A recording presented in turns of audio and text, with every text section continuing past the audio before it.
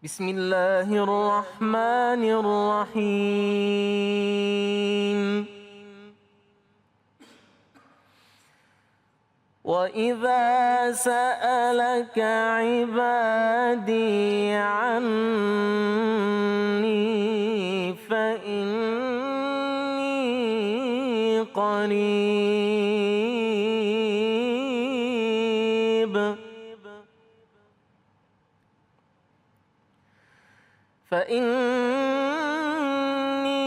قَرِيبٌ أُجِيبُ دَعْوَةَ الدَّاعِ إِذَا دَعَانِ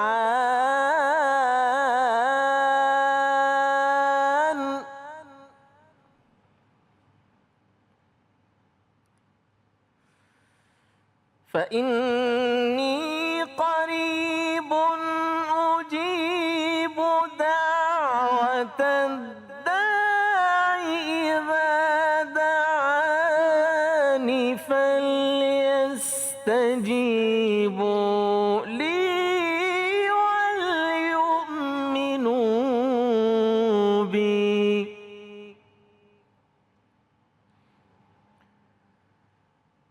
فإني قريب أجيب دعوة الداع إذا دعاني فليستجيبوا لي وليؤمنوا بي لعلهم يرشدون صدق الله العظيم. Bismillahirrahmanirrahim. Allahumma salli ala Sayyidina Muhammad wa ala ali Sayyidina Muhammad. Assalamualaikum warahmatullahi wabarakatuh.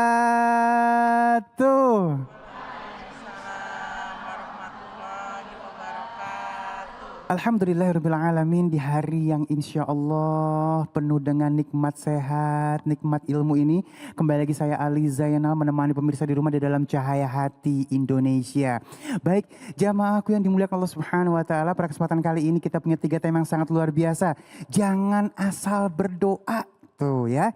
Yang kedua, belajar ikhlas dari sakit hati. Jangan asal bercanda. Yang ketiga, Masya Allah. Asik-asik nggak, Bu? Asiknya. Baik, namun sebelum kita bahas lebih lanjut lagi, Ali ingin tanya dulu dari majelis taklim mana nih? BK? Bekasi. Bekasi mana nih? Masya Allah, mudah-mudahan perjalanan ibu dari rumah sampai sini duduknya, kesemutannya dinilai pahala oleh Allah Subhanahu wa Ta'ala. Amin ya Rabbal Alamin ya. Dan baik, insya Allah nanti kita akan bertemu dengan guru-guru kita yang dimuliakan Allah Subhanahu wa Ta'ala. Kiai Haji Fikri Haikal MZ, Ustadz Alwi Rashid, Ustadz Aji Nung, dan nanti kita akan bertemu dengan guru kita Ustadz Munawir Ngacir untuk ngaji yuk. Namun sebelumnya Ali ingin menginformasikan untuk seluruh pemirsa di rumah dan yang ada di masjid juga untuk tetap menjaga protokol kesehatan dengan 5M, mencuci tangan, menggunakan masker, menjaga jarak dan menghindari kerumunan dan membatasi diri untuk bepergian. Kalau nggak penting-penting amat, di rumah aja. Yuk sama-sama yuk. Bismillahirrahmanirrahim. Kita akan masuk ke dalam tema kita yang pertama, jangan asal berdoa, bersama guru kita yang dimuliakan Allah Subhanahu wa Ta'ala, Kiai Haji Fikri Haikal MZ. Allahumma salli ala Sayyidina Muhammad. Assalamualaikum warahmatullahi wabarakatuh. Waalaikumsalam warahmatullahi wabarakatuh. Bismillah walhamdulillah, salatu wassalamu ala rasulillah, amma ba'du. Yang mulia para ulama, para kiai, para habaib, para asatiz dan asatizah, ibu bapak, saudara-saudara kaum muslimin yang saya cintai. Sudah sewajarnya makhluk yang bernama manusia punya keinginan dan punya mimpi. Keinginan dan mimpi itu tentu harus didapatkan melalui proses ikhtiar dan berusaha. Tidak cukup dengan ikhtiar dan usaha, harus juga dibarengi dengan doa kepada Allah Subhanahu wa Ta'ala. Keterlaluan, sombong, Orang yang tidak pernah memohon dan meminta kepada Allah Subhanahu wa taala. Orang kayak begini, orang yang sombong. Sangat keterlaluan. Bukankah kita ini manusia makhluk yang lemah, enggak punya daya dan upaya apa-apa. Memohon pertolongan Allah itu diajarkan, itu dianjurkan dalam agama kita. Dan sombong, bahkan terlalu sombong, orang yang hidup di alam dunia hanya mengandalkan usaha dan ikhtiar tanpa pernah munajat kepada Allah Subhanahu wa taala.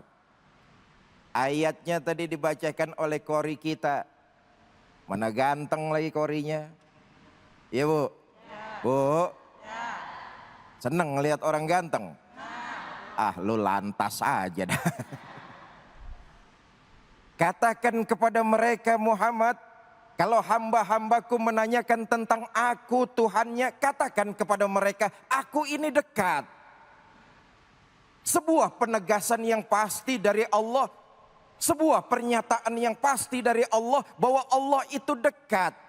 Karena itu mintalah kepadaku, aku akan kabulkan permintaan hamba-hambaku. Saudara-saudara, para pemirsa yang saya cintai, sungguh sangat besar kekuatan doa dalam kehidupan kita. Yang sakit bisa jadi sembuh. Yang tidak mungkin terjadi akan terjadi. Yang jauh jadi dekat, yang berat jadi ringan. Kekuatan doa yang dipanjatkan kepada Allah Subhanahu wa taala. Pantaslah kalau kemudian baginda Nabi mengatakan ad-doa mukhul ibadah. Doa itu intisari dari segala macam ibadah. Permohonan kepada Allah Subhanahu yang kita anggap enggak mungkin. Dengan doa yang dilakukan sungguh-sungguh dari seorang muslim atau muslimat, meyakini doanya akan diijabah oleh Allah, itu akan terjadi dalam kehidupannya. Negara tercinta kita Indonesia Raya. Berpuluh-puluh tahun bahkan ratusan tahun dijajah. Usaha untuk memerdekakan negara tercinta kita bukan main. Banyak nyawa yang berkorban.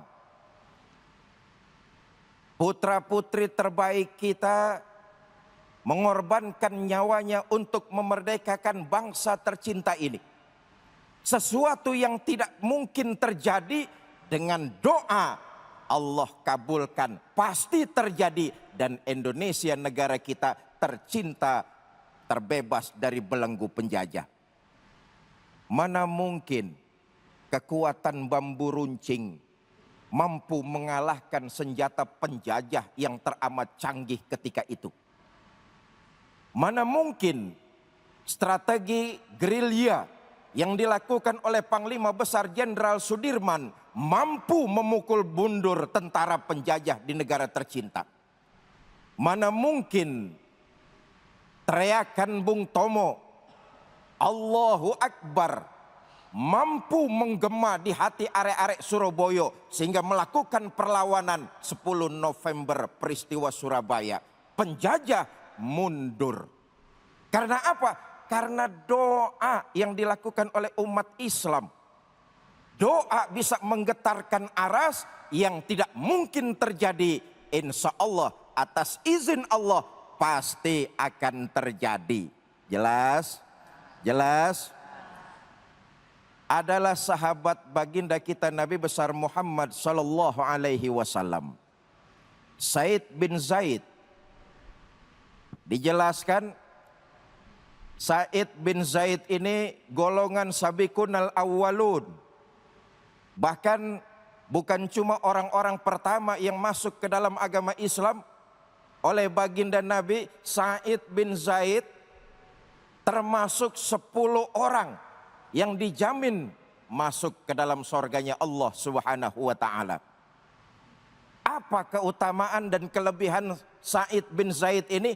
doanya selalu diijabah oleh Allah Subhanahu wa taala. Diceritakan dalam segala peperangan, sahabat Sa'id bin Zaid ini selalu ikut dan berada di dalam medan pertempuran. Cuma perang Badar saja yang tidak diikuti oleh sahabat Sa'id bin Zaid ini. Kenapa? Karena waktu perang Badar, baginda Nabi menugaskan Sa'id bin Zaid bersama Tolhah untuk menjadi pasukan pengintai musuh yang lain.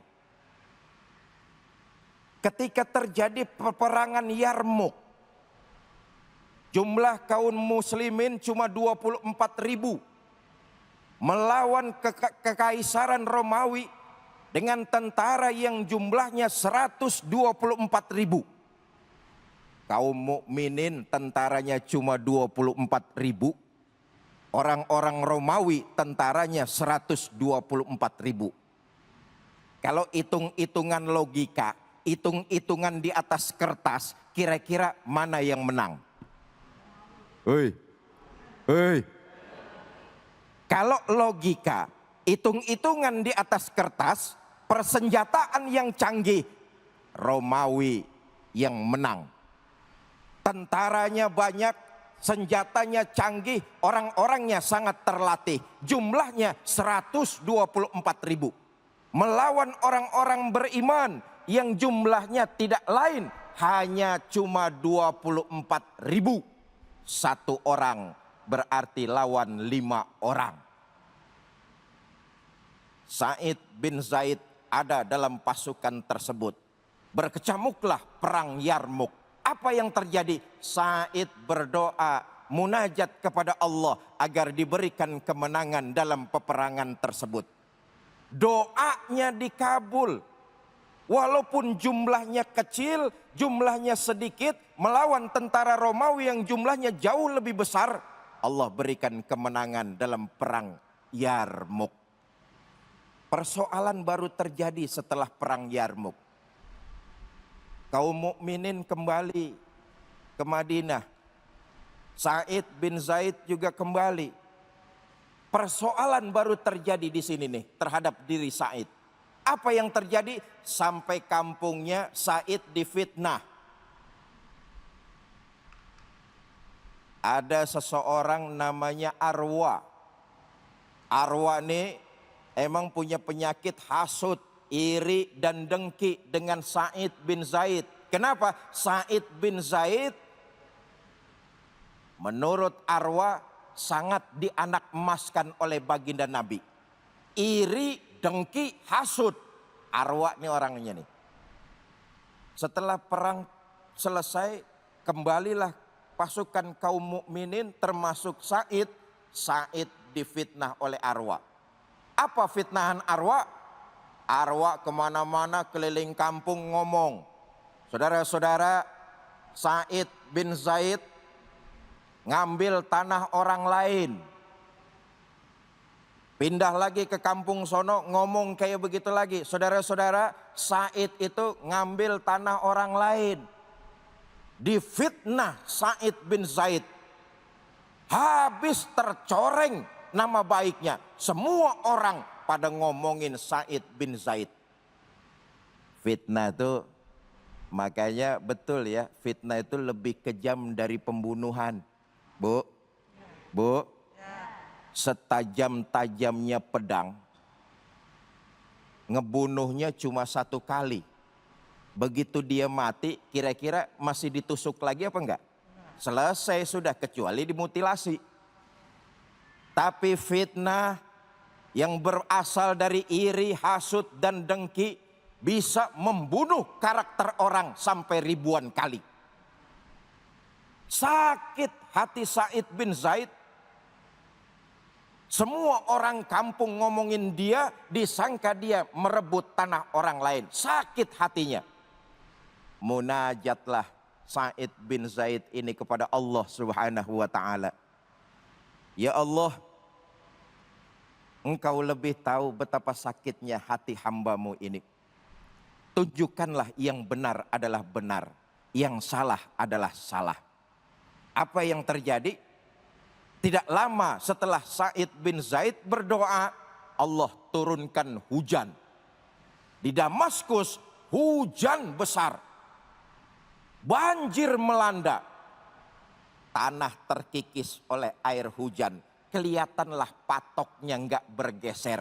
Orang kampung lalu percaya bahwa arwah cuma sekedar mengfitnah Sa'id bin Zaid. Kenapa? Karena patok tanahnya nggak ada yang bergeser sedikit pun.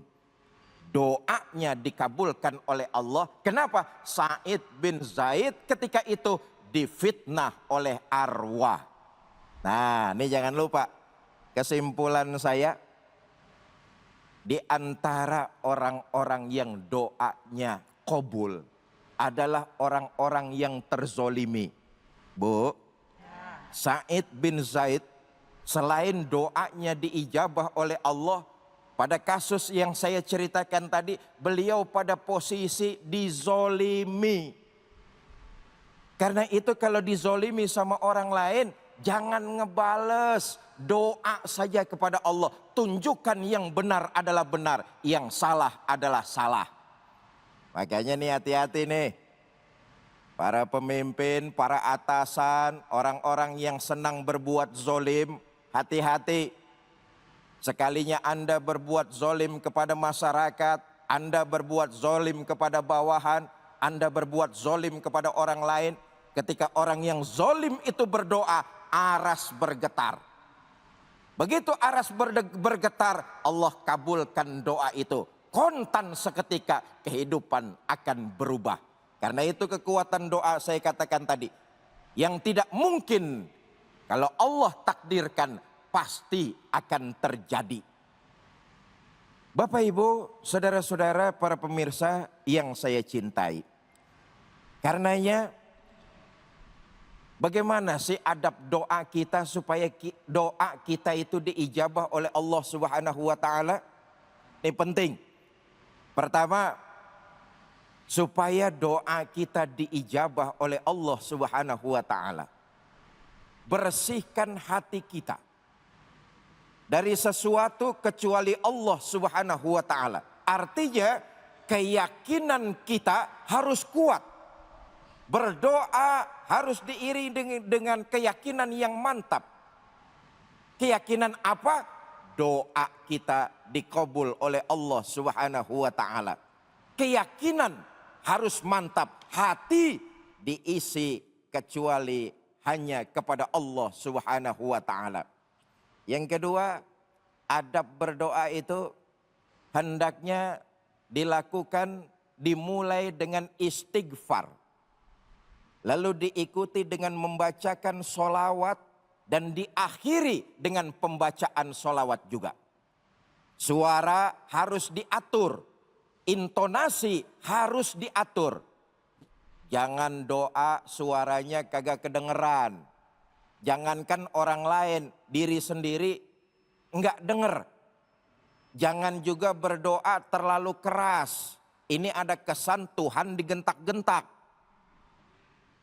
Jadi berdoalah dengan mengatur intonasi suara. Jangan terlalu keras, jangan juga yang sampai diri sendiri tidak kedengaran. Dan yang ketiga, usahakan sunnahnya. Berdoa memohon kepada Allah menghadap kiblat. Wallahu a'lam bishawab. Masya Allah, guruku yang muliakan Allah Subhanahu wa taala. Kiai, ini ada sedikit pertanyaan Kiai. Kalau kita habis sholat kan biasanya doa. Namun ada orang nih, begitu assalamualaikum, cabut. Pas kita tanya, kok nggak doa? Kan sholat adalah doa, ngapain lagi doa? Nah ini gimana ngasih taunya nih guru? Ya, sholat itu sendiri merupakan panjatan doa kita kepada Allah Subhanahu wa taala. Tetapi Nabi mengajarkan kepada kita, setelah selesai sholat fardu, hendaknya diiringi dengan zikir, istighfar, mohon ampunan kepada Allah dengan zikir. Misalnya Nabi itu mendawamkan selesai sholat, Allahumma antas salam wa minkas salam wa ilaika ya'udus salam dan seterusnya. Nabi mendawamkan itu. Jadi kalau memang kita cinta kepada Islam, kita cinta kepada baginda Nabi, dawamkan zikir ini.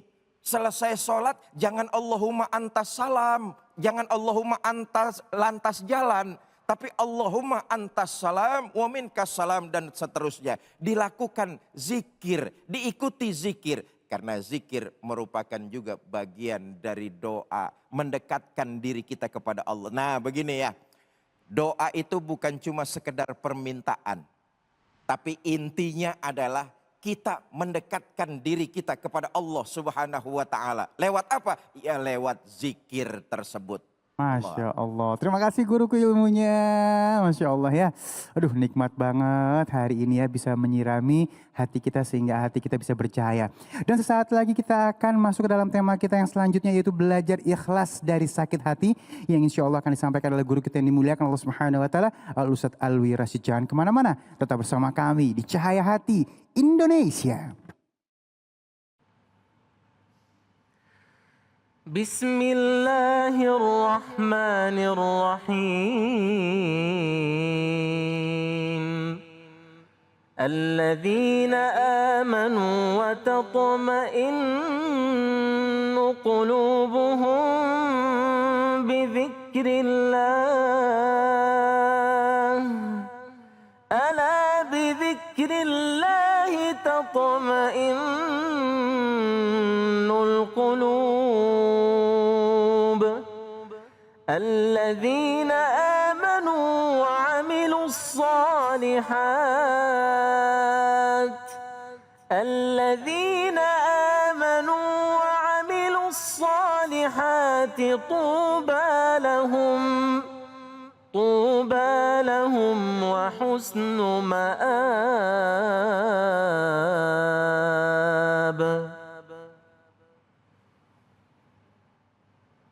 Maha benar Allah dengan segala firman-Nya. Masya Allah, terima kasih guru kita yang dimuliakan Allah Subhanahu wa ta'ala, Syekh Oday.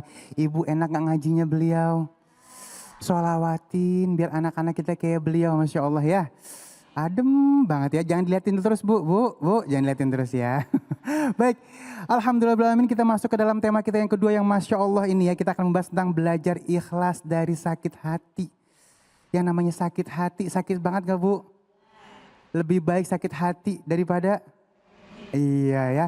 Jadi untuk ikhlas bukan hal yang mudah. Namun sebelumnya kita akan melihat cuplikan yang satu ini. Karena diselingkuhin. Kalau sekarang sih kalau paling parah ya karena putus cinta. Sakit hati paling parah tuh diselingkuhin sih. Sakit hati terparah itu pas lagi sayang-sayangnya ditinggal. Pernah diselingkuhin, terus juga pernah ditampar sih sama cowok. Ketika kita udah positif menuju menjenjang pernikahan, tetapi gagal. Pernah sakit hati karena dimarahin mama? Ditinggalin. Jalan-jalan, terus me time di mall, terus abis itu kita berlibur ke luar kota atau jalan-jalan aja di sekitar mall, bioskop atau gimana. Yang penting hati kita bisa sembuh gitu. Di rumah aja sih, kadang jalan-jalan, ya biarin waktu aja yang nyembuhin. Cara ngobatin sakit hati, aku biasanya mandi lama-lama. Kalau enggak belanja, makan, atau ya jalan-jalan lah. Iya jangan pacaran, kan pacaran nggak haram. Lebih ke cari cowok lain ya, lebih banyak main sama cowok-cowok banyak gitu. Banyakin aktivitas, move up, dan rubah pola pikir. Udah itu doang. Baikan sama mama? Ya udah dilupain aja sih orangnya, terus kayak self healing aja. Aku kalau lagi sakit hati itu, pengennya balas, oh enggak ya? Baru terpuaskan sakit hatinya ya. Nah baik, ini bagaimana caranya kita belajar ikhlas dari sakit hati. Mari sama-sama kita simak ilmu dari guru kita yang dimuliakan Allah Subhanahu wa ta'ala, Al-Ustadz Alwi Rashid. Allahumma salli ala Sayyidina Muhammad. Bismillahirrahmanirrahim. Assalamualaikum warahmatullahi wabarakatuh. Waalaikumsalam warahmatullahi wabarakatuh. Alhamdulillah. Alhamdulillahi rabbil alamin. Wassalatu wassalamu ala sayyidina Muhammadin wa ala alihi wa sahbihi ajma'in. Subhanaka la ilma lana illa ma'allamtana innaka antal alimul hakim. Rabbi israh li sadri wa yassir li amri wahlul 'uqdatam min lisani yafqahu qawli. Yang sama-sama kita hormati para kiai, para ulama, para asatiz, bapak-bapak dan ibu-ibu serta pemirsa Cahaya Hati Indonesia yang mudah-mudahan keseluruhannya senantiasa dalam rahmat dan lindungan Allah Subhanahu wa taala. Kita selaku manusia yang diciptakan oleh Allah Subhanahu wa taala untuk menjadi khalifah di muka bumi ini diperintahkan untuk mengisi kehidupan dunia dengan memperbanyak ibadah kepada Allah. Sebagaimana firman Allah Subhanahu wa taala di dalam Al-Qur'an, a'udzubillahi minasyaitonirrajim. Bismillahirrahmanirrahim. Wa ma khalaqtul jinna wal insa illa liya'budun. Tidaklah aku jadikan bangsa jin, kata Allah, dan bangsa manusia kecuali hanya untuk menyembah kepadaku. Selain untuk beribadah kepada Allah, kita juga ditugaskan untuk menyebar di muka bumi, mengisi pelosok-pelosok bumi, berkumpul, kemudian membentuk komunitas menjadi suku-suku dan bangsa-bangsa untuk saling mengenal satu dengan yang lainnya. Dan fitrah manusia sebagai hamba Allah, fitrah kita adalah makhluk sosial. Kita nggak bisa hidup sendirian. Kita membutuhkan manusia lain untuk berinteraksi dalam menjalani kehidupan di dunia. Kita pun lahir diciptakan oleh Allah dengan melalui ayah dan ibu kita. Ada yang lahir sebagai anak tunggal. Ada yang kembar 2, kembar 3. Kita punya kakak, kita punya adik. Kita punya kakek, punya nenek. Punya paman, punya bibi. Itu baru hanya dari lingkungan keluarga saja. Kemudian kita sekolah, ada teman sekolah. Tempat tinggal kita punya tetangga. Tempat kerja kita ada kawan kerja. Dan di pengajian semacam ini juga berkumpul dengan teman-teman mengaji. Nah, biasanya dari perkumpulan inilah kita sebagai manusia, sebagai makhluk sosial berinteraksi, di sini sering terjadi kesalahpahaman. Kesalahpahaman interaksi inilah yang menyebabkan biasanya lahir benih-benih sakit hati. Orang salah ngomong, kita sakit hati. Orang salah ucap, sakit hati. Orang salah bersikap, kita sakit hati. Oleh karena itu, jangankan dengan orang lain, jangankan dengan teman pengajian, dengan teman kantor, alumni sekolah, kawan-kawan kita. Kadang-kadang kerabat dekat saja, kita masih bisa sakit hati. Betul apa betul? Ya. Nah, kemudian bagaimana caranya kita untuk mengobati, menghindari dari rasa sakit hati itu agar kehidupan kita di dunia ini bisa lebih tenang, bisa lebih ikhlas, bisa lebih damai. Nah, Allah Subhanahu wa taala dalam syariat agama telah mengajarkan bagaimana cara kita bermuamalah kepada sesama manusia. Hablum minallah, cara beribadah kepada Allah, dan hablum minanas, bagaimana cara kita berhubungan sesama manusia. Jamaah sekalian, sebelum kita merasa sakit hati, maka ada beberapa langkah yang harus dilakukan. Yang pertama, kita muhasabah diri. Mengapa Allah menguji kita dengan rasa sakit hati ini? Jangan-jangan sebabnya justru dari kita. Kita yang terlalu baperan. Tahu ya baperan Bu ya? Bawa perasaan. dikit-dikit kesinggung, dikit-dikit sakit hati. Karena bisa jadi itu hanya prasangka dan praduga kita saja. Ya, kita datang pengajian, sebelah kita ajak ngomong, diem aja. Langsung merasa sakit hati kita. Dicuekin nih, mau ngomong dicuekin. Padahal bisa jadi orang itu tidak mendengar. Atau orang itu ada yang lagi difikirkan di tempat lain. Nah, kadang-kadang kita harus bisa menata hati. Harus bisa menata hati agar benih-benih dari rasa sakit hati itu tidak timbul. Ya, pertama kita muhasabah diri.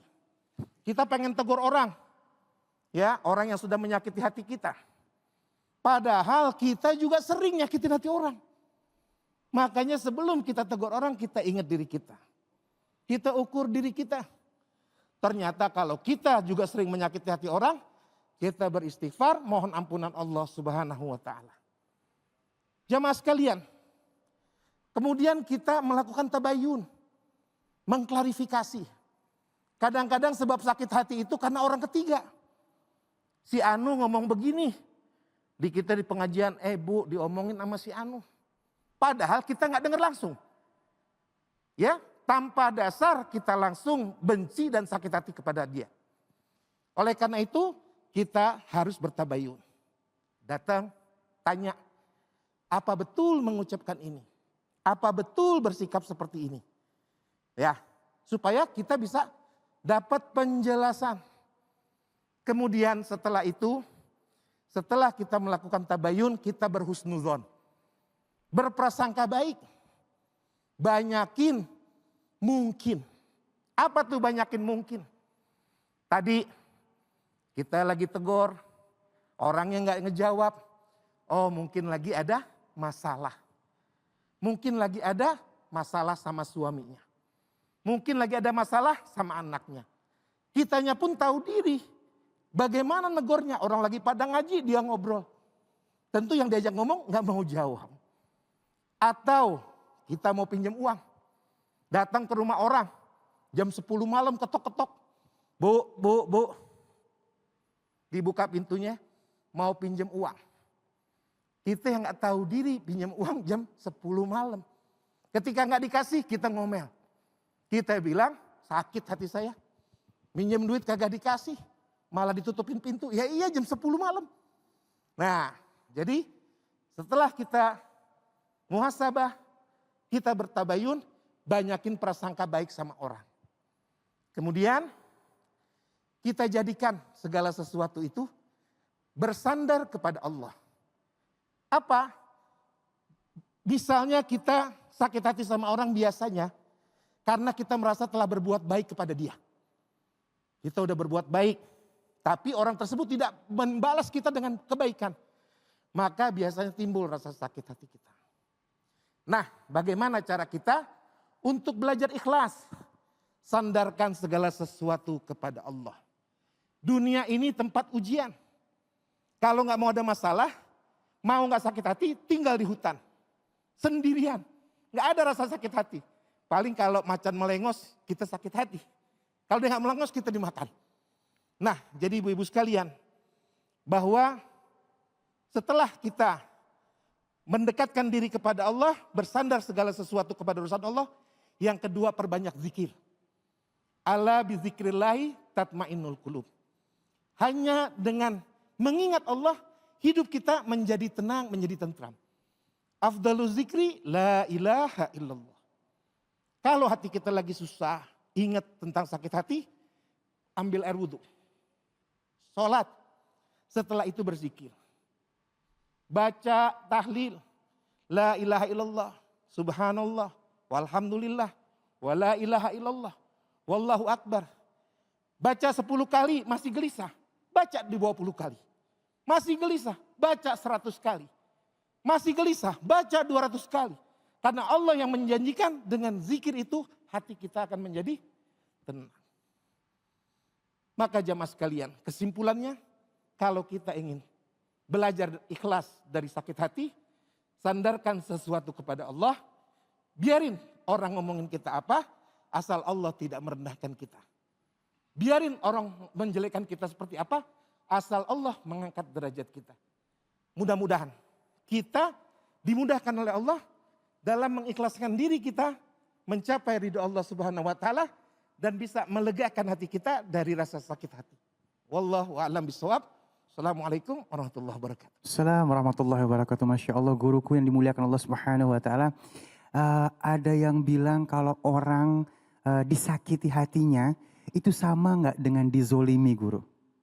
Ya, pengertian zolim adalah tidak diberlakukan dengan adil. Oh. Ya, tetapi sakit hati itu jauh lebih luas. Lebih luas. Karena faktor-faktornya banyak sekali. Ya, misalnya bisa dari ucapan, tingkah laku, dan perbuatan. Baik, berarti tidak masuk dalam koridor zolim, tapi bisa jadi zolim ya. Betul. Baik, terima kasih guruku. Masya Allah, ada yang bilang gini, lu nyakitin gua lu ya, lu zolimin gua doain lu. Doa orang yang dizolimin kan diijabah, gitu ya. Baik, Masya Allah ya. Dan baik, terima kasih, baru saja kita mendapatkan ilmu yang sangat luar biasa untuk mengobati hati kita ya. Dan insya Allah sesaat lagi kita akan bahas, bagus nih ya. Ya, jangan asal bercanda. Oh, ini penting banget buat kita nih. Bagaimana sih bercanda yang gak nyakitin? Yang insya Allah akan dibahas oleh guru kita yang dimuliakan Allah Subhanahu wa taala, Al-Ustadz Aji Nung. Jangan kemana-mana, tetap bersama kami di Cahaya Hati Indonesia. Kembali lagi di Cahaya Hati Indonesia. Masya Allah, terima kasih yang masih bersama kami. Dan kita akan masuk ke dalam tema kita yang ketiga. Masih semangat Ibu? Masya Allah, mudah-mudahan hari ini banyak ilmu yang barokah yang kita dapetin ya. Baik, tema yang ketiga ini jangan asal bercanda. Sering bercanda Bu? Sering ya, kadang-kadang kita bercanda akhirnya bikin dosa. Insya Allah akan sampaikan oleh guru kita yang dimuliakan Allah Subhanahu wa taala, Al-Ustadz Aji Nung. Allahumma sholli ala Sayyidina Muhammad. Assalamualaikum warahmatullahi wabarakatuh. Waalaikumsalam warahmatullahi wabarakatuh.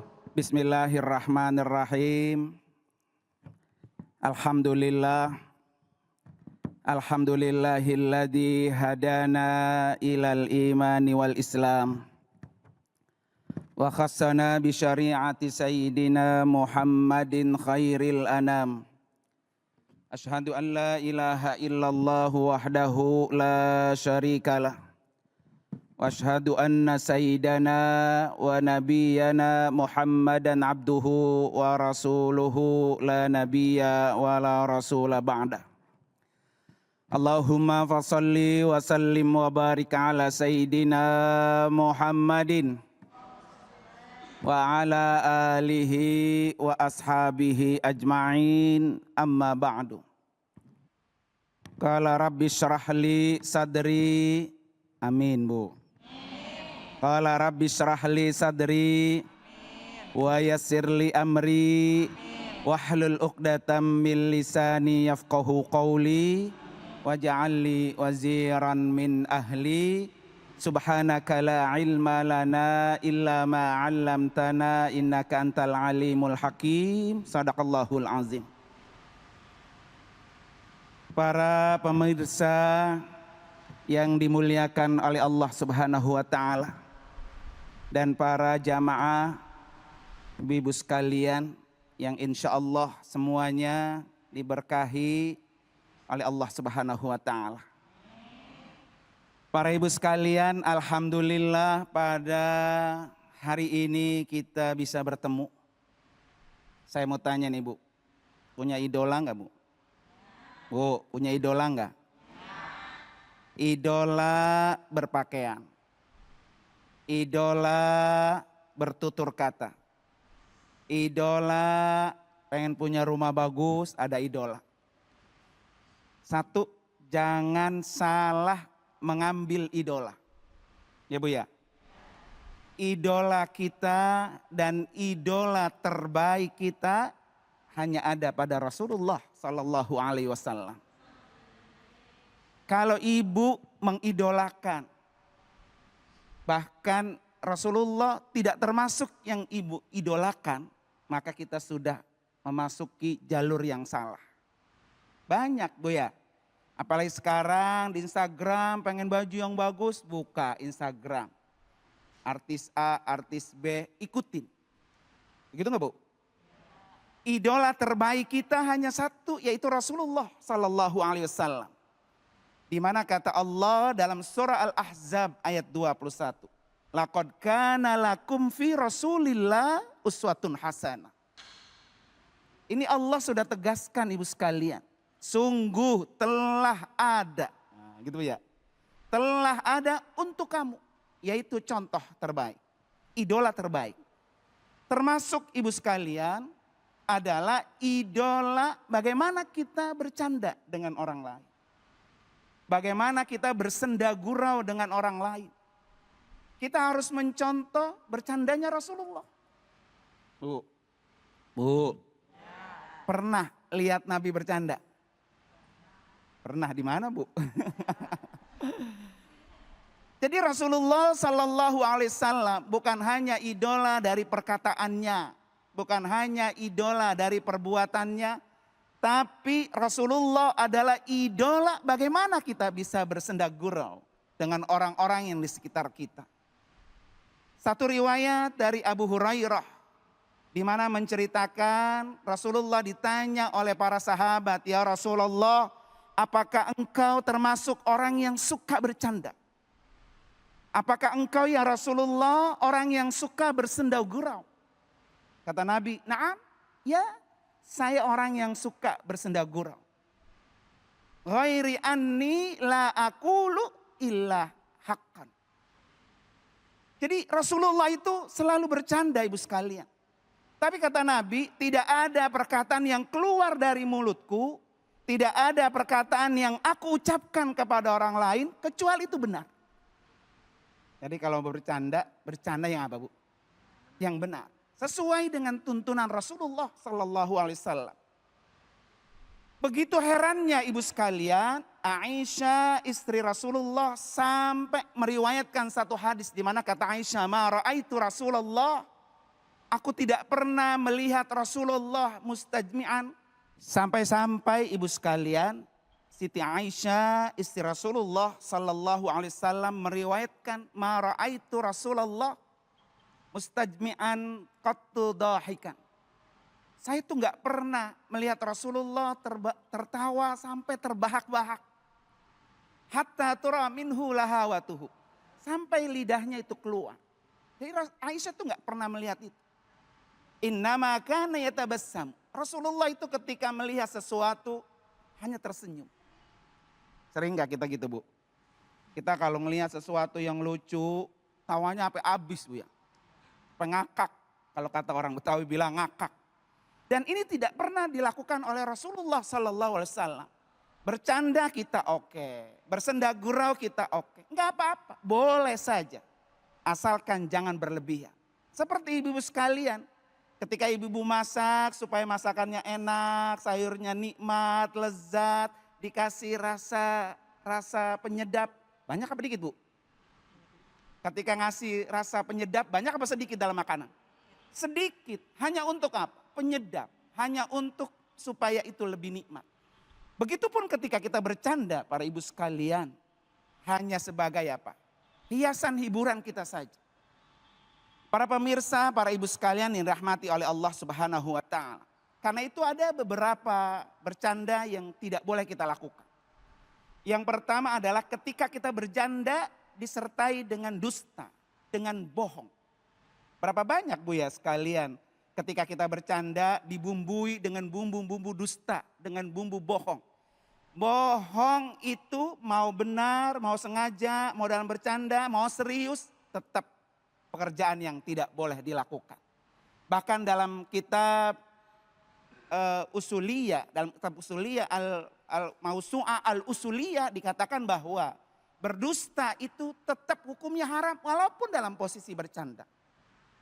Di mana Rasulullah Sallallahu Alaihi Wasallam mengatakan, la yu'minul abdu, bahwa seorang mukmin itu al-imana kullahu, tidak dianggap imannya itu keseluruhan. Jadi orang beriman itu tidak dianggap imannya keseluruhan hatta yatsruka, sampai dia meninggalkan dusta. al-kadiba fil muzaha.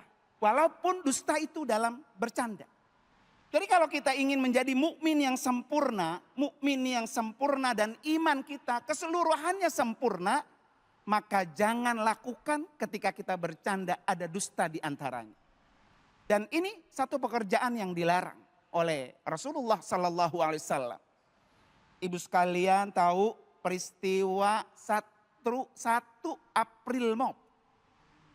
April Mop ini adalah satu hari di mana orang-orang Barat itu membolehkan satu hari itu budaya berbohong. Budaya menipu orang. Budaya mengerjai orang. Ini adalah satu budaya April Mop yang diproduksi atau yang dibuat-buat oleh orang-orang Barat. Dalam Islam itu sangat dilarang. Sangat dilarang. Karena itu adalah satu pekerjaan yang tidak dilakukan oleh Rasulullah Sallallahu Alaihi Wasallam. Berbohong, mau dia benar, mau dia tidak benar. Ya ketika bercanda, mau dia sengaja tidak sengaja. Ketika ada kalimat dusta, maka itu adalah satu pekerjaan yang tidak boleh dilakukan. Para ibu, para pemirsa yang dirahmati oleh Allah Subhanahu wa Ta'ala. Kemudian yang kedua, sering juga ya Bu ya, ketika kita memprank orang. Nah, zaman sekarang lagi rame nih, sedikit-sedikit prank, dikit-dikit prank. Prank itu bener apa enggak sih Bu? Bohong Bu ya. Gimana orang ketika mengeprank orang, dalam pandangan Islam itu adalah satu pekerjaan yang tidak boleh dilakukan. Kenapa begitu sekalian? Ada satu riwayat ketika itu para sahabat sedang melakukan perjalanan yang sangat jauh dengan Rasulullah. Kemudian ada sahabat yang kelelahan, tidur, capek sekali. Orang kalau capek kan Bu ya, tidur geledek, bunyi juga nggak denger. Ya Bu ya, sampai dibangun. Akhirnya Bu, sahabat yang tidur ini diapain? Digotong, dipindahin ke satu bukit. Sehingga dia terbangun kaget dan membuat orang banyak tertawa dengan sebab itu. Akhirnya ketika Rasulullah melihat itu terjadi, apa kata Rasulullah? Yahillu li muslimin ayyurawi'a musliman. Kamu jangan atau tidak boleh, tidak halal seorang muslim menyakiti atau menakut-nakuti muslim lainnya. Ini adalah satu pesan Rasulullah Sallallahu Alaihi Wasallam, di mana bahwa jangan melakukan bercanda, apalagi bercanda itu dilakukan dengan apa? Dasar kebohongan. Baik, Masya Allah, luar biasa. Terima kasih guruku. Tapi ini saat ini memang bercanda ini di akhir zaman kayak sudah menjadi sebuah apa ya? Tren. Sebuah tren. Ya, bahkan kadang-kadang udah dong jangan baperan, namanya juga bercanda. Nah, pada saat kita bercanda terus baperan itu secara tidak langsung kita menyakiti hati orang kan. Betul sekali, nah itu yang memang sangat dilarang. Ini akan bahaya guru ya. Bahaya sekali, sampai menyakiti orang. Apalagi kadang kita bercanda itu sampai membawa-bawa agama. Agama sampai dihina atau sebagai lelucon. Modal bercandaannya agama. Penting sekali, jangan sampai kita melakukan bercanda itu boleh. Tapi seperti Rasulullah SAW, di mana saat itu Rasulullah sedang bersama perempuan-perempuan Quraisy. Kemudian biasa perempuan kan kalau udah kumpul nanya masalah, rame kan? Jangankan sama Rasulullah pada waktu itu, sama kita juga kalau lagi ada masalah rame gak Bu? Iya. Apalagi selfie-selfie gitu. Nah kemudian ketika itu datanglah Umar bin Khattab di tengah-tengah itu. Perempuan-perempuan itu kinclep, diem. Diam. Sehingga akhirnya kata Rasulullah, wahai Umar, kenapa ketika kamu datang, ini perempuan-perempuan diam sambil merapikan kudungannya. Ya kan? Kata Umar, kenapa ibu-ibu takut sama saya? Bukan takut sama Rasulullah. Kata ibu-ibu, karena Anda katanya serem, galak, kasar gitu ya.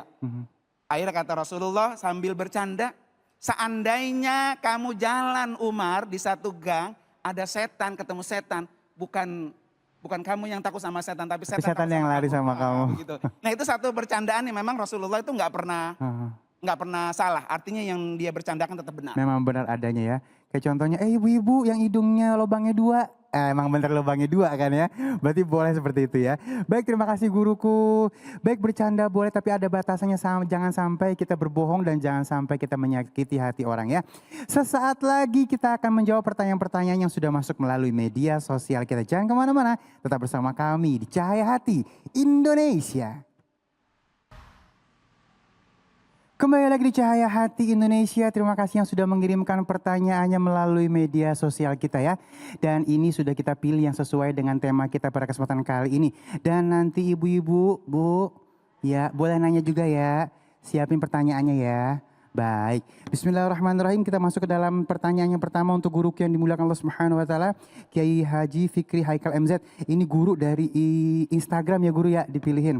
Ini dari @markis97.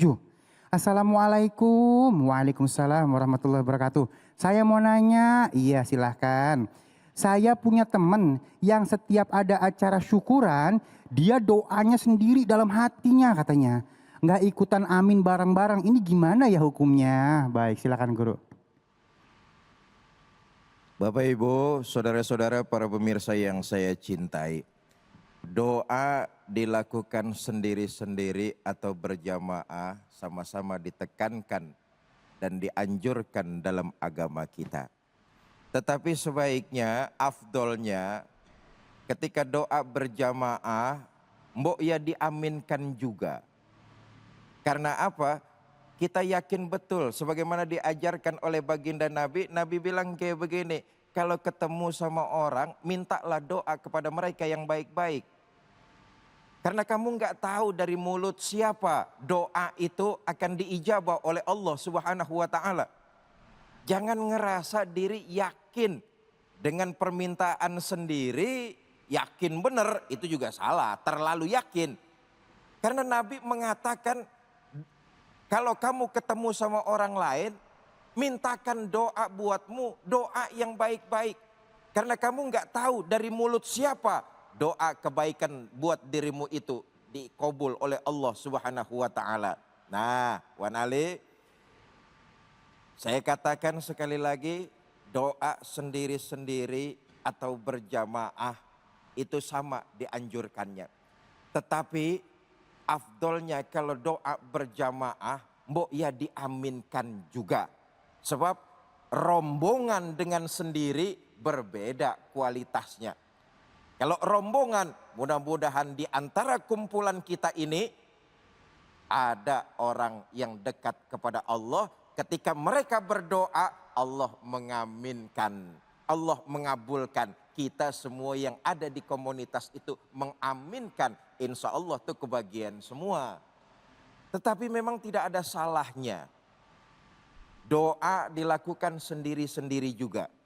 Tetapi pada posisi ketika sendirian. Kalau pada posisi sendirian, ya berdoalah sendiri. Tapi ketika berada pada kelompok, pada jamaah, dan sedang dibacakan doa yang baik-baik, ya tentu harus ngikut, idealnya mengaminkan doa tersebut. Saya pikir begitu. Iya baik, Masya Allah udah kejawab ya. Jadi jangan dijelek-jelekin, udah sendiri lu, jangan deh ya. Dua-duanya dianjurin, tapi lihat tempatnya juga. Baik, Umi ada yang ingin bertanya. Yang pertama dulu siapa? Oh baik, silakan. Di dalamnya Umi, maafin. Iya gitu. Assalamualaikum warahmatullahi wabarakatuh. Waalaikumsalam warahmatullahi wabarakatuh. Nama saya Ibu Tika dari BKMM Kota Bekasi. Saya mau bertanya kepada Ustadz Fikri. Ya. Apa yang menyebabkan doa kita tidak dikabul Allah Subhanahu wa taala? Terima kasih. Waalaikumsalam warahmatullahi wabarakatuh. Waalaikumsalam warahmatullahi wabarakatuh. Ya. Ibu Tika BKMM Bekasi Utara ya Bu ya. Para pemirsa ini mewakili pertanyaan sebagian besar. Banyak orang ini. Apa sih yang menyebabkan di antara doa kita bukan nggak dikabul, ditunda oleh Allah Subhanahu wa taala? Menurut Imam Nawawi, di antara doa-doa kita yang belum diijabah oleh Allah itu disebabkan karena kita ini tobatnya tobat tomat. Sekarang tobat, sore kumat.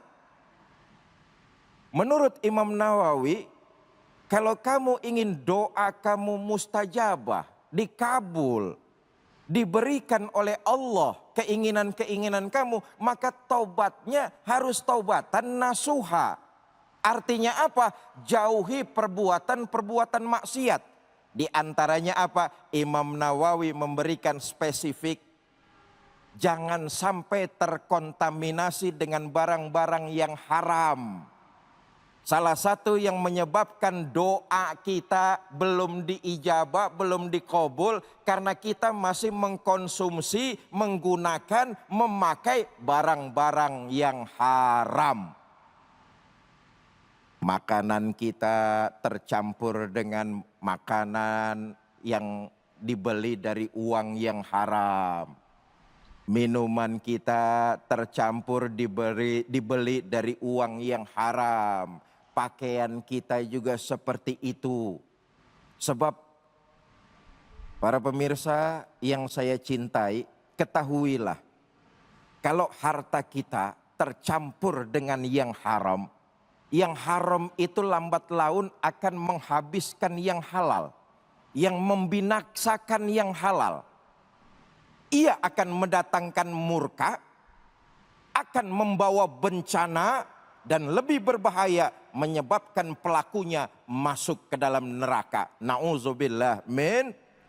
Karena itu Imam Nawawi memberikan spesifikasi. Masih senang makan yang haram, masih sering menggunakan yang haram, itulah diantaranya yang menyebabkan doamu belum dikabul oleh Allah Subhanahu wa taala. Ayo, mulai saat ini semua kita paling tidak sedikit demi sedikit mengurangi, harus punya keyakinan doa kita dikabul oleh Allah Subhanahu wa taala dengan mengurangi kemaksiatan-kemaksiatan yang kita kerjakan. Wallahu a'lam bishawab. Ya Allah, terima kasih guruku ilmunya ya Bu ya. Jadi kalau misalnya doa kita bukannya nggak diijabah tapi masih ditangguhkan dulu, artinya kita introspeksi di diri. Apa emang doanya kita berlebihan atau apa emang ada yang salah dengan apa yang kita konsumsi ya. Kita introspeksi diri, Masya Allah ya. Baik, jamaah yang dimuliakan Allah Subhanahu wa taala, kita lanjutkan dengan pertanyaan yang selanjutnya untuk guruku yang dimuliakan Allah Subhanahu wa taala, Kiai Haji Alwi Aidrus, Masya Allah. Guru, ini Ali izin ambil dari Instagram dulu guru ya. Ini dari @jajang suhendar 22. Terima kasih Abang Jajang, Masya Allah ya. Assalamualaikum. Waalaikumsalam warahmatullahi wabarakatuh. Aduh ya. Pertanyaannya nih ya. Apakah boleh menikah siri? Ya.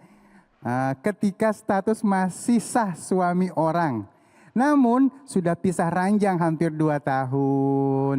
Baik, silakan guru. Baik. Jadi pertanyaannya adalah apakah boleh menikah siri walaupun masih sah menjadi suami?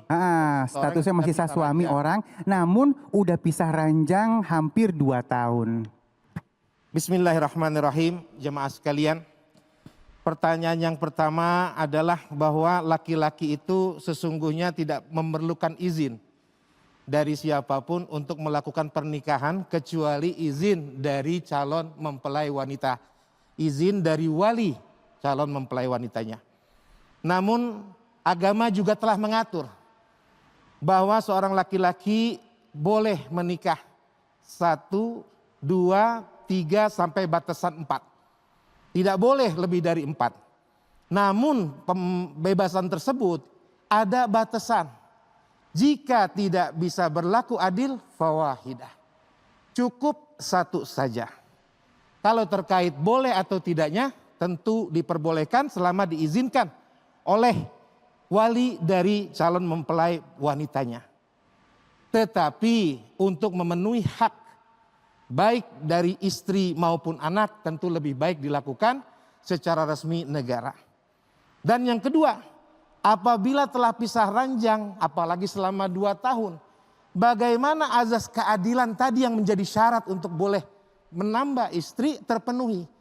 Maka yang terbaik adalah selesaikan dahulu masalah dengan istri yang sebelumnya supaya adil kita tidak menzolimi kepada istri yang pertama yang telah berpisah ranjang selama kurang lebih 2 tahun. Oleh karena itu, maka kalau agama menjadi sandaran dari apa yang kita lakukan, insya Allah tidak ada yang terzolimi. Wallahu a'lam. Iya bener banget guru ya, niatan baik caranya harus baik ya. Aduh ibu-ibu udah melotot aja ngomongin nikah siri. Baik, Masya Allah ya. Baik, dan kita akan lanjutkan untuk pertanyaan selanjutnya dari jamaah yang hadir di sini. Umi silakan. Assalamualaikum warahmatullahi wabarakatuh Pak Kiai. Waalaikumsalam warahmatullahi wabarakatuh. Nama saya Yoyo Muniro dari Majelis Taklim BKMM Bekasi Utara. Saya mau bertanya, ikhlas yang sesungguhnya itu seperti apa? Dan bagaimana cara menerapkannya agar tidak salah? Demikian pertanyaan saya. Wassalamualaikum warahmatullahi wabarakatuh. Waalaikumsalam warahmatullahi wabarakatuh. Jamaah sekalian, ikhlas ini adalah ibadah hati.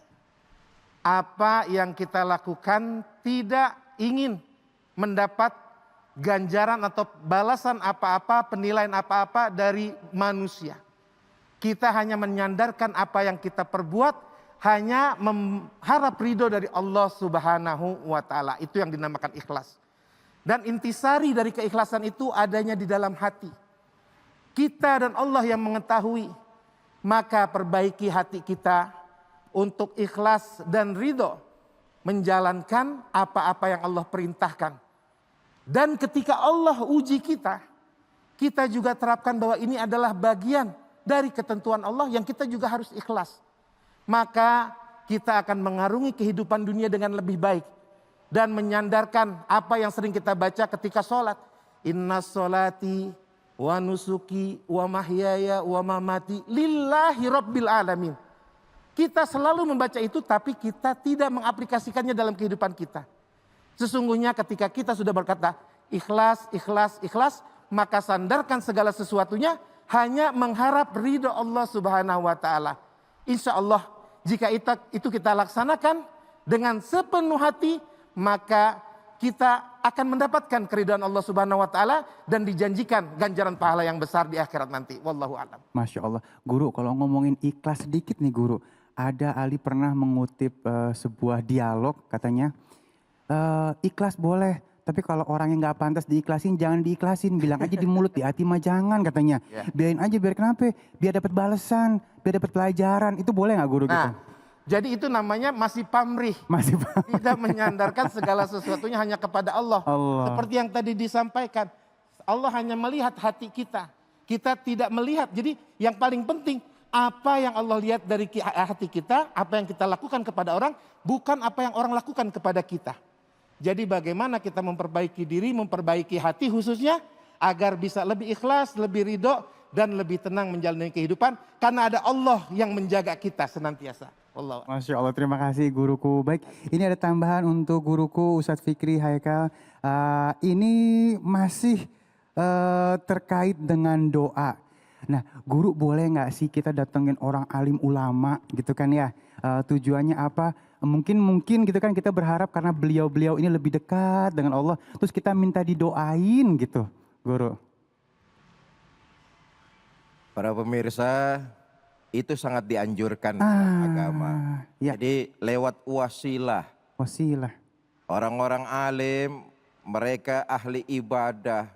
Karena begini ya, orang yang paling takut kepada Allah sesungguhnya adalah para ulama. Orang-orang yang alim dan beribadah. Karena ilmunya, karena ketekunannya dalam beribadah, mereka takutnya luar biasa. Mohon maaf kalau kita nih takut ada tempat-tempatnya. Di masjid takut sama Allah, khusyuk. Di kantor aja Allah nggak ada tuh, korupsi mulai. Di masjid takut kita sama Allah, di pasar takut itu hilang, curang timbangan. Betul apa enggak? Tapi para ulama yang abid, ahli ibadah, mereka takut dalam segala hal. Dalam setiap kondisi. Maka disarankan wasilah mintalah kepada mereka doa-doa terbaik untuk dirimu. Kita diajarkan itu, kita dianjurkan karena kita nggak tahu dari mulut siapa permintaan dikabul oleh Allah Subhanahu wa taala. Masya Allah. Jadi kalau misalnya kita datang nih guru, terus doain terus kita aminin gitu, itu bagus banget guru ya? Itu dianjurkan. Masya Allah. Dan itu sebagai bentuk bahwa kita juga tahu bahwa dikit kita kotor ya guru ya? Ya, makanya apalagi kalau di kampung-kampung tuh ada, bukan di kampung saja, memang diajarkan oleh baginda Nabi, tahnik.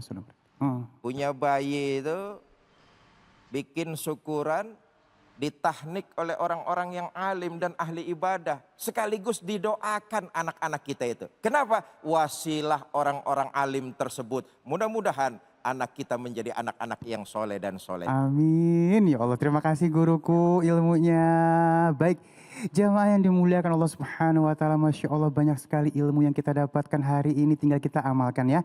Untuk melengkapi kesempurnaan di hari ini, mari sama-sama sesaat lagi kita akan ngaji bersama guru kita Ustadz Munawir Ngacir. Jangan kemana-mana, tetap bersama kami di Cahaya Hati Indonesia. Kembali lagi di Cahaya Hati Indonesia, Masya Allah ya. Terima kasih yang masih bersama kami. Dan Ali yakin yang di rumah sekarang sudah pada pegang Al-Quran. Yang belum buruan diambil, karena sekarang kita yuk ngaji yuk, ayo.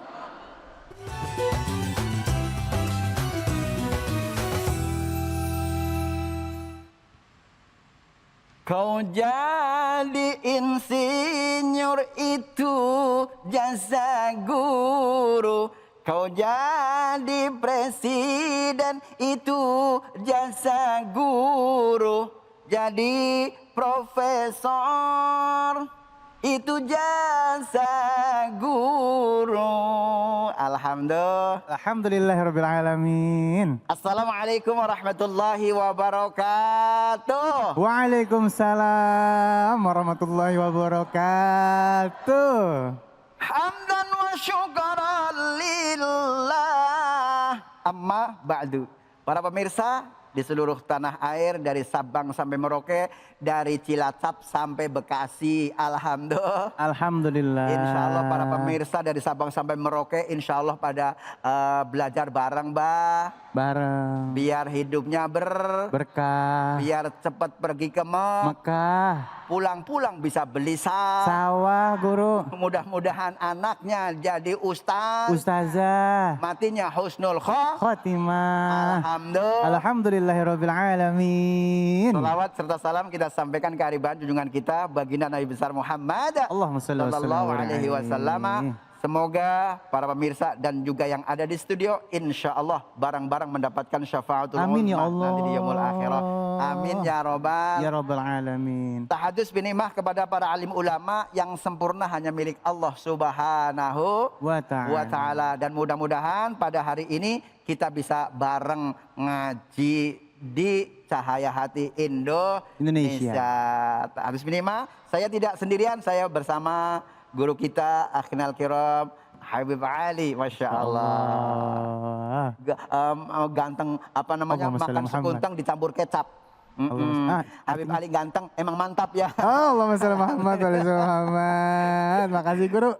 Dan juga saya ditemani oleh bintang tamu kita, Masya Allah yang luar biasa. Assalamualaikum. Waalaikumsalam. Ya Allah, pakai kacamata. Jenengane sinten, Bu? Kholilah. Betawi guru. Koil. Kholilah ya. Saja Kholilah. Asli dari mana nih? Dari Bekasi. Bekasinya mana? Bekasi Utara. Bekasi Utara. Ya. Masjid taklimnya apaan? Al-Istiqomah. Masjid taklim Al-Istiqomah. Oh, MM dah ya. Alhamdulillah. Dan juga sebelum kita belajar bareng-bareng, Ibu Kholilah. Kholilah, ini orangnya sedikit melulu ya. Ya namanya Kholil kan sedikit. Artinya sedikit ya. Mudah-mudahan dosanya yang sedikit ya. Amin. Amin. Ya Allah. Sebelum kita belajar, bacain dulu surah Al-Fat, yaitu ayat 70. Ya ilah. Silakan. A'udzu billahi minasy syaithanir rajim. Bismillahirrahmanirrahim.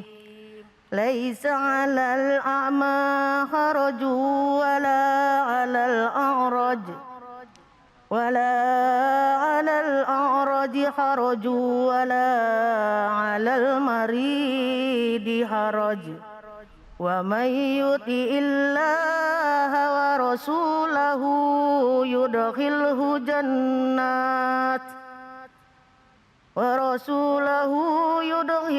jannat tajri min tahtihal anhar.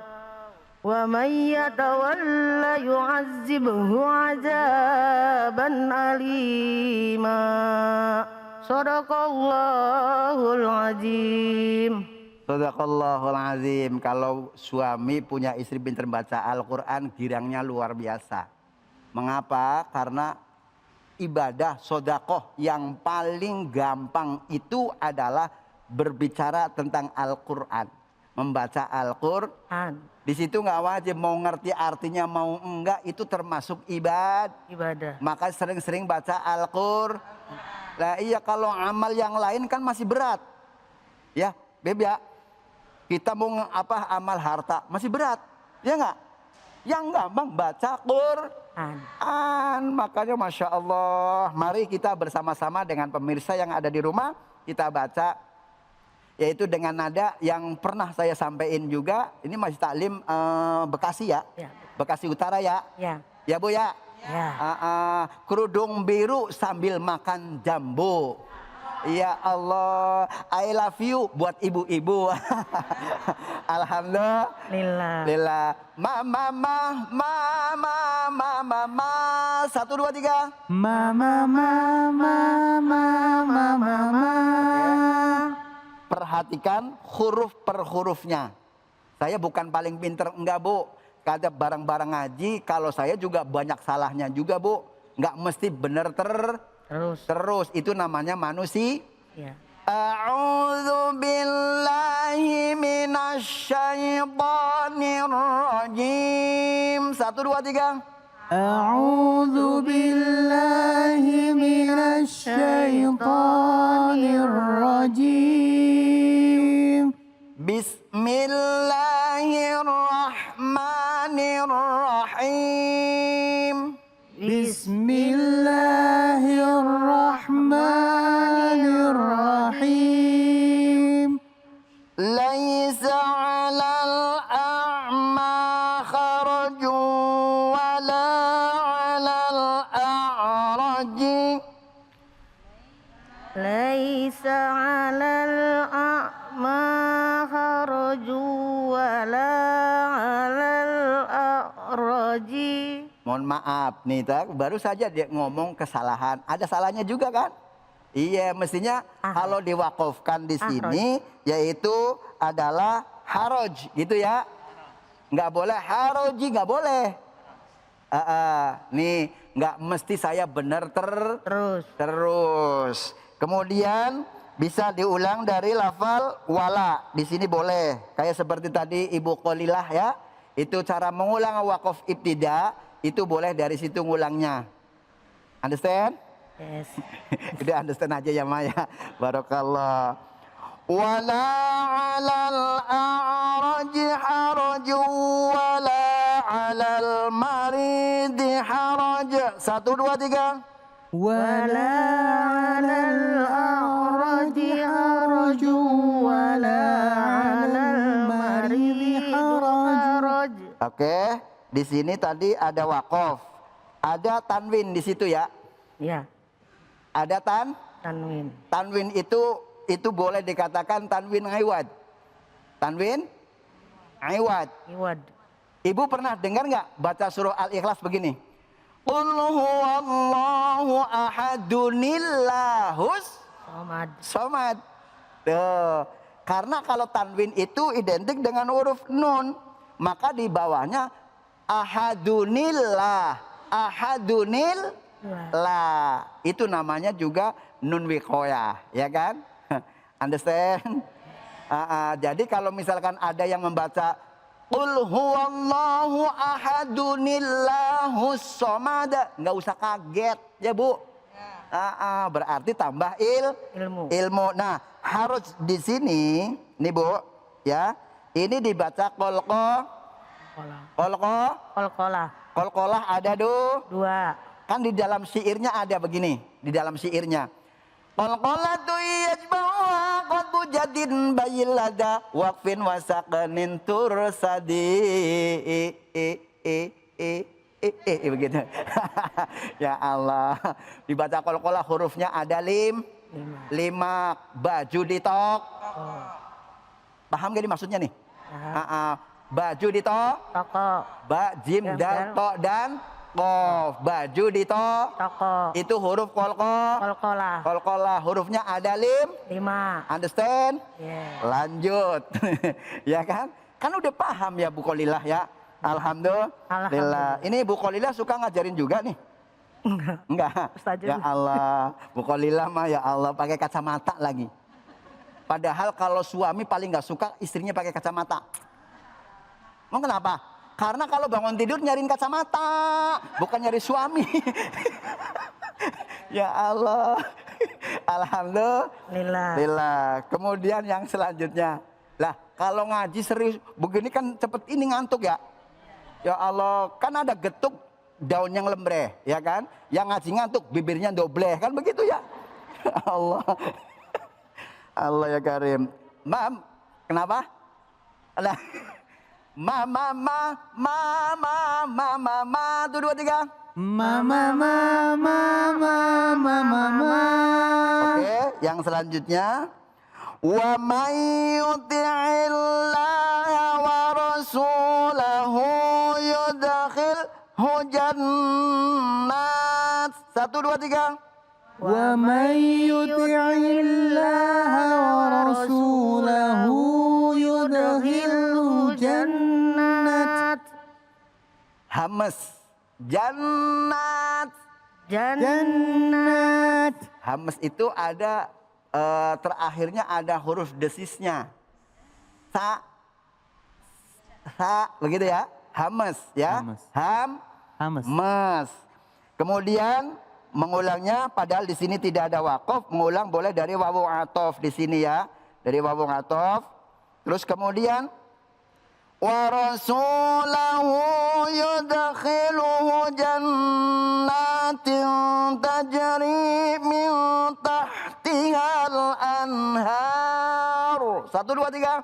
Wa rasulahu yudkhilhu jannatin tajri tahtihal anhar.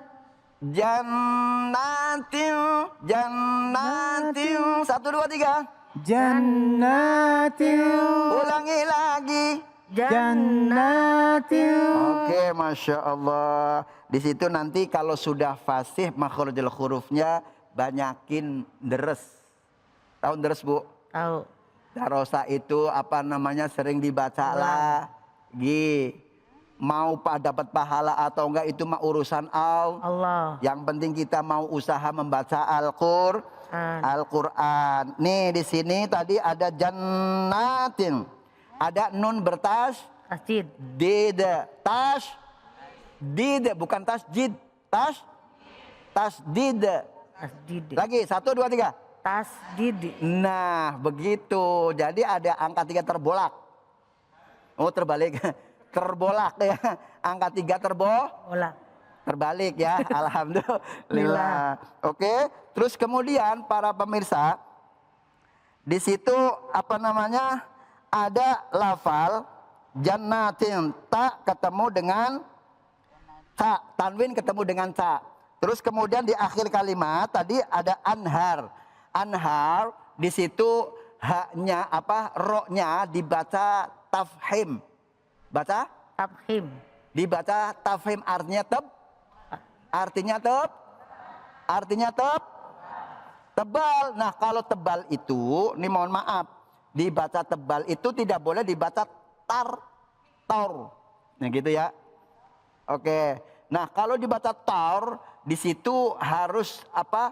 tidak boleh dibaca tarqiq, dibaca tipis. Coba ibu-ibu barang satu. Anhar. Tuh 2, 3. Anhar. Lagi sekali lagi. Anhar.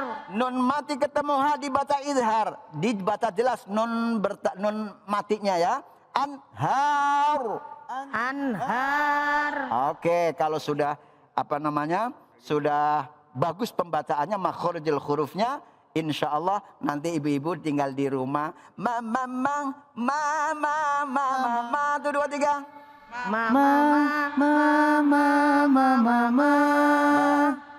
Min tahtihal anhar. 1, 2, 3. Min tahtihal anhar. Masya Allah. Coba Bu Qolilah dicoba.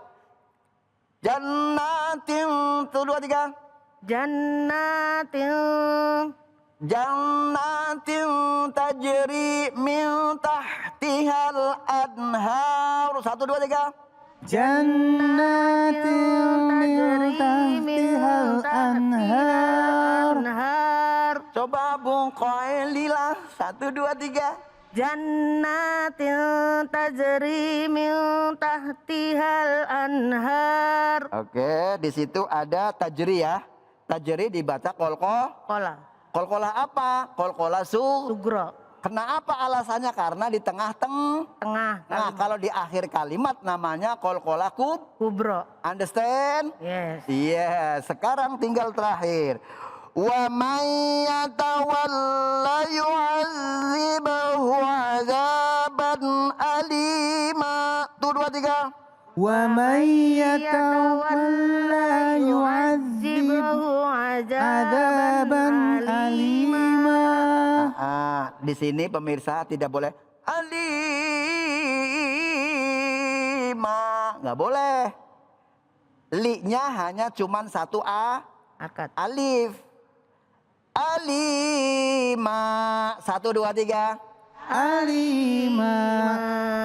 Wa man yatawalla yu'adzibahu 'adzaban alima. Tuh 2, 3. Wa man yatawalla yu'adzibuhu 'adzaban alima. Waman di situ ada huruf nun mati. Bertemu dengan huruf Ya. Iya, maka dibaca idgham bihuna. Kalau dibaca idgham bihuna berarti melenyapkan nunnya ke huruf iya. Bacanya wamai. Barang 1, 2, 3. Wamai. Makanya tandanya ciri-cirinya di situ ianya ada huruf tasdid. Wamai. 1, 2, 3. Wamai. Nah, di situ. Coba Bu Qolilah. Wamai. 1, 2, 3 sampai selesai. Wa may yatawalla yu'adzibahu 'adzaban alima. Masya Allah. Tadi di anhar idhar, di situ azaban juga dibaca idhar. Mama. Ada lagi nadanya begitu. Bismillahirrahmanirrahim. Begitu. Sambil goreng tempe, sambil ngomong anaknya.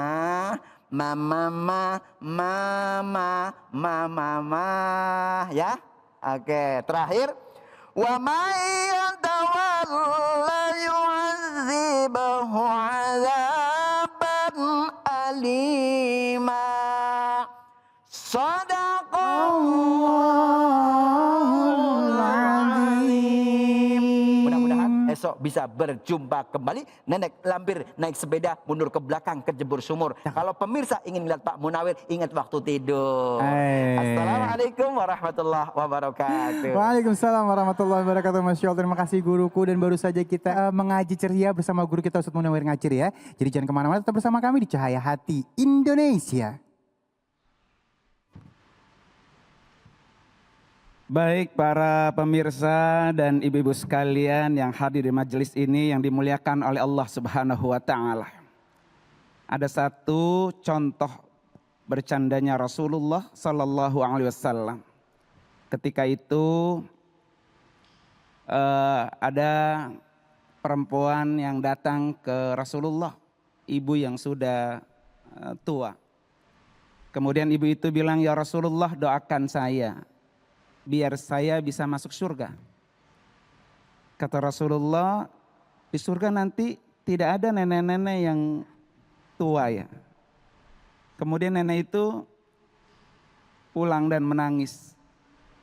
Karena tidak ada harapannya untuk masuk surga. Karena di surga hanya ada wanita-wanita muda. Sementara dia adalah perempuan yang tua yang tidak ada harapan masuk surga. Kemudian akhirnya Rasulullah bilang bahwa nanti di surga semuanya akan jadi muda. Semuanya menjadi gadis.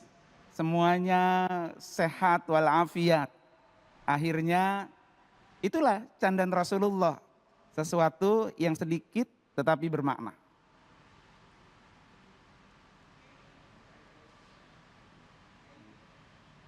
Para pemirsa, berusahalah sebagaimana harusnya, berikhtiarlah sebagaimana mestinya.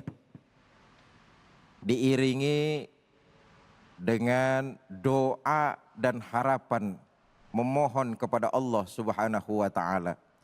Ketahuilah usaha, ikhtiar, upaya yang kita lakukan tanpa diiringi dengan doa memohon kepada Allah, hasilnya nol sama sekali. Kalau usaha dan ikhtiar yang kita kerjakan diiringi dengan doa, pertama kalau dia berhasil, dia nggak akan menjadi manusia sombong. Kenapa? Dia mengerti betul bahwa semua keputusan dan keberhasilan serta kesuksesannya Allah yang menentukan. Yang kedua, kalau dia mengalami kegagalan, dia akan bersabar. Ini merupakan takdir dari Allah Subhanahu wa taala. Lalu kemudian husnuzon, bukan lagi suuzon. Itulah kekuatan doa. Tidak ada kekuatan yang lebih dahsyat kecuali kekuatan doa seorang hamba kepada Allah Subhanahu wa taala. Mari jamaah sekalian kita angkat tangan kita untuk berdoa kepada Allah dengan hati yang penuh keikhlasan. A'udzubillahi minasyaitonirrajim. Bismillahirrahmanirrahim. Alhamdulillahi rabbil alamin hamdan yuwafi ni'amahu wa yukafi'u mazidah. Ya Rabbana lakal hamdu wa lakal syukru kama yanbaghi li jalali wajhika wa li azimi sultanik. Allahumma salli wa sallim ala sayyidina Muhammad wa ala ali sayyidina Muhammad.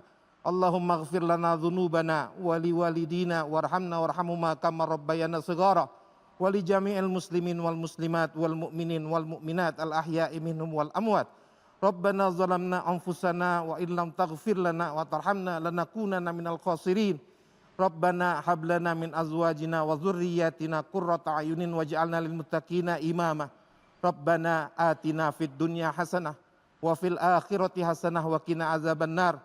Wa sallallahu ala sayyidina Muhammadin nabil ummi wa ala alihi wa sahbihi wa baraka wa sallam. Walhamdulillahi rabbil alamin. Alhamdulillahirrabbilalamin. Terima kasih guru-guruku yang dimuliakan oleh Allah Subhanahu wa taala, Kiai Haji Fikri Haikal MZ, Al Ustadz Alwi Rashid dan Ustadz Aji Nung. Terima kasih juga untuk Syekh Oday dan guruku Ustadz Munawir Ngacir. Masya Allah ya. Mudah-mudahan hari ini ilmu yang diberikan oleh guru-guru kita bisa kita amalkan. Amin ya rabbal alamin. Dan juga kami ingin memberikan informasi tentang protokol kesehatan dengan 5M. Tetap jaga protokol kesehatan ini ya, dengan mencuci tangan, menggunakan masker, menjaga jarak dan menghindari kerumunan dan membatasi diri untuk bepergian. Kalau nggak penting-penting amat di rumah aja ya. Baik, saya Ali Zainal undur diri. Assalamualaikum warahmatullahi wabarakatuh. Waalaikumsalam warahmatullahi wabarakatuh. Allahumma salli ala sayyidina Muhammadin tibil qulubi wa dawaiha wa afiyatil abdani wa shifaiha wa nuril absari wa ضيائها وعلى وصحبه وسلم اللهم صل على سيدنا محمد